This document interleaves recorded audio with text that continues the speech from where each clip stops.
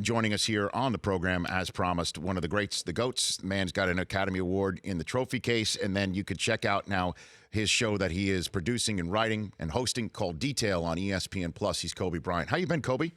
I'm good, Rich. How you doing, man? I'm better for talking to you. What do you think LeBron James is thinking when he wakes up today, or when he woke up today in Cleveland?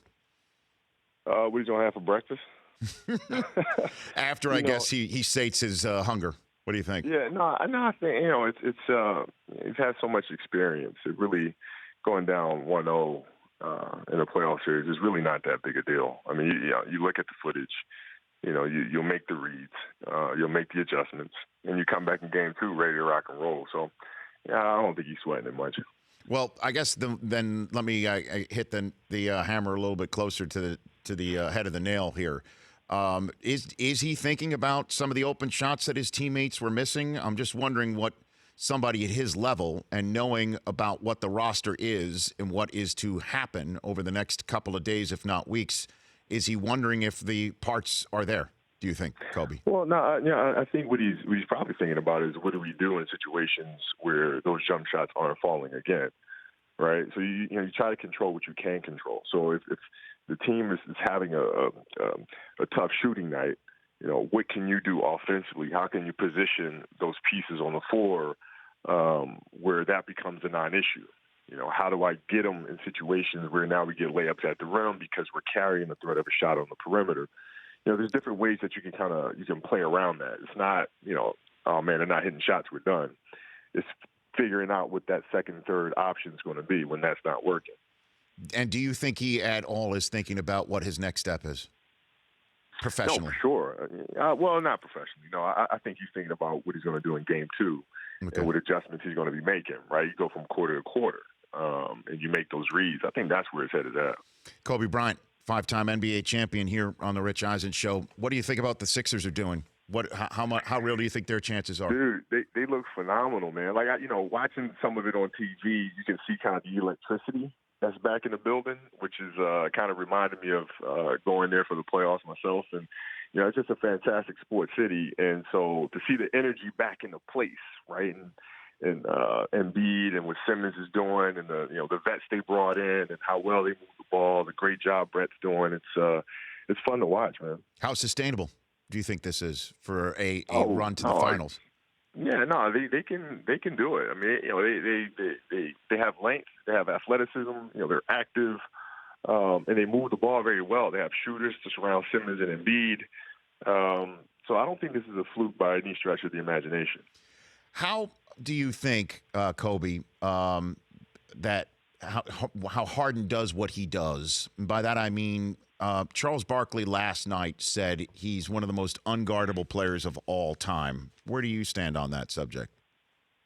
Well, I have to agree, but it's always funny to me to hear people throw out superlatives, right? In that fashion. It's the way I look at the game. I just look at it from an X's and O's standpoint, and the strengths that he has, and more importantly than that, how he's developed from when he first came to the league, to when he was in high school and then in college and to where he is now, and the things that he's added, right? And his ability to not only play at the rim, but also to play on the right side of the rim, his ability to hit the mid-range. He's always been able to shoot the long ball, but I think his ability to operate in between the three and the basket, that development in his game is what's really taken him to another level. So who do you think's going to win it all, Kobe? Let's get right down to it. What do you think? I don't know. I don't do that stuff, man. I don't know. I try to stay out of the business of clairvoyancy, man. So you're telling me you do not have a crystal ball? Is what you're saying? No, I do not have one. And so I don't know. Yeah, you got to wait and see, man. You got to wait and see. I don't know. I don't get into the prediction game much, man. I just like watching these games, going from game to game, and trying to read the adjustments that a team might make, and then see what the counters are to that. Okay, so then let's talk about what counters the Spurs might make. Knowing Popovich as well as you do, Kobe, what do they have any in their quiver here to try and stop Golden State? Yeah, the dangerous thing about Golden State is that you're always 2 or 3 mistakes away from going down 15, 17, 18 points, right? So you have to be careful when you play against them and playing mistake-free basketball because you make a couple mistakes at the wrong time and all of a sudden the doors blow open. right? So you have to minimize those mistakes, right? If you come down, dribble the ball off your foot, goes out of bounds, Golden State comes down, hits a three. All right, fluke accident happens, whatever. Come down, make an errant pass, they get a steal. Okay, here's another three. All right, we got to be careful with the ball, right? Come down, take a shot, miss the shot from the corner, ball bounces long, all of a sudden Golden State goes down, hits another three, and all of a sudden you're in a big hole. But it happens really, really quickly. So, San Antonio really has to be careful with the ball, have to make sure they maximize each possession. A couple more minutes left with Kobe Bryant here. San Antonio, I should say. No, I got you. Kobe Bryant here on the Rich Eisen Show. First time I met you was at was in Bristol, Connecticut. Sports Center shoot. Me, you, and Stuart Scott.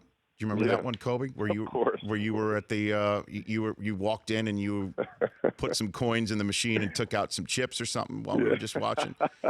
Wow. Yeah, that was one of my favorite spots, man. What's your recollection of Stuart, Kobe? His personality. Well, every time I saw him, he always made it a point to talk about North Carolina and how I would have looked great in that North Carolina blue. He would never ever let me live that down. Never, never, never, never, never. Especially because I was talking about Duke a lot. He was like, "Oh no, that Duke blue wouldn't look good on you," sort of thing. But you're such a pioneer, man. Watching him before I even got to the league and the things that he would say, and he kind of set the standard of how covering a game could be just as entertaining as somebody playing it. And it's just an unbelievable legend, man. So, did Dean Smith try to bring you there? Is that what happened? Well, yeah, he did. He sent me a letter, which I still have to this day. It's the funniest letter, man. He said, "I think this would be a great place for you." Blah blah blah blah blah. And then he said, "But from everything that I hear and from watching you play, I think you'll go straight to the NBA. So if you ever change your mind, you know where to find me." I was like, "All right, cool." And then he put down P.S. Stop wearing out Stackhouse 1-on-1. Did any? And I kept that letter. It's just the funniest thing in the world, man. So did any school come close to making you come to campus for even a year or two, Kobe? No, I didn't want to waste their time. I felt like that would have been wrong. They have other athletes out there that they're recruiting. I didn't want to take up a slot when I knew I was just going to go straight to the NBA. So I didn't want to waste anybody's time with that. So I kind of let them know. But it was still some great experiences, man. I remember talking to Indiana or Kansas. It was Kansas, and I'm on the phone, and the guy goes, I'm it's so beautiful out here, Kobe. You would love it. Like, I'm driving right now. I got cornfields to my left and to my right. And I'm like, man, dude, I am like in the city right now, and I don't know anything about cornfields. It was great. Well, a couple more minutes with Kobe Bryant here. Detail on ESPN Plus. We'll get to that in one second. I do want to ask you, where's your Academy Award right now? Where is that located? I have it at home, man. I have it at home until we're supposed to be moving out of this office here in a little bit, and then when we can have a safer office, I'll probably put it in there. I have it sitting right next to the Annie Awards. I have the Annie Award and the Oscar that I look at in the morning.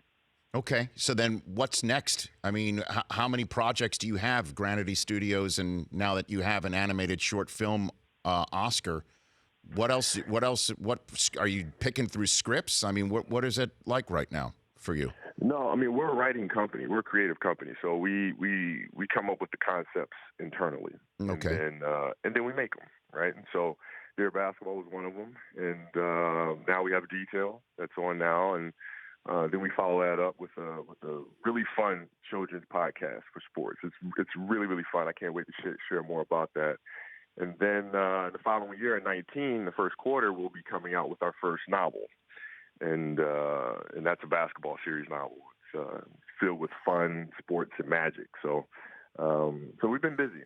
So I mean, when's it, music and or Broadway hitting? Because I assume the idea is to get the Tony and the Emmy and the Grammy to go with everything else, right? That's the idea, right? The idea is just to make good stuff, man. Okay. We really behave with a kind of a pinpoint focus on children and athletes, and trying to teach them life, but through the game, and how you pay attention to details, discipline, the hard work, leadership, teamwork, camaraderie, all those little lessons that, kids, kids just tune us out. Like, as parents, we keep telling them that stuff. Yeah. They just tune us out, man. So, like, okay, well, we as parents, we need stories to read them, stories that they can listen to that has everything to do with sports, but also everything to do with the lessons that we want to teach them that they're tired of hearing from us. So that's what I try to infuse everything with. Well, then, before I let you go here, Kobe, with detail and everything else, you're a perfect person to ask this. Just yesterday, well, Susie, she covered you for many, many years. You got to make sure. You got to give her a big hug for me, too. I thought she wanted me to say the same thing to you. But our 7-year-old, for the first time yesterday while I'm throwing wiffle balls to him, got competitive and wanted to beat me for the first time. And I'll never forget it. It's now, obviously, I'll have the date and the time already etched in my brain. What do you suggest I do to stoke that competitive flame? Try to beat him? What do you think here, Kobe? What should I do? Now that you know that he wants to beat you. That's the thing. It's your job as a father to put him in a situation where he can learn how to do that. And it's just day by day, right? So he's not obsessive with the result, but becomes obsessed with the process that then leads to the result. And that's what I try to do with my daughter. I mean, she's obsessive about playing basketball. And so we just go through the process every day. We just work on skills, and we just keep kind of chopping the tree, and then they learn that, and then it'll be a sad day when he beats you, but it comes for all fathers, man. It's unavoidable, bro. All right. It's unavoidable. The sun rising tomorrow, death, taxes, and your son beating you, man. Those are the things that are consistent in life. It's interesting that it happened to me on tax day then yesterday, Kobe, on the 15th of April.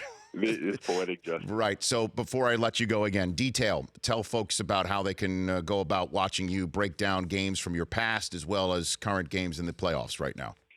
Yeah, well, detail you'll find on, if you go on the ESPN platform, you click on ESPN Plus, that's where you'll find the show Detail.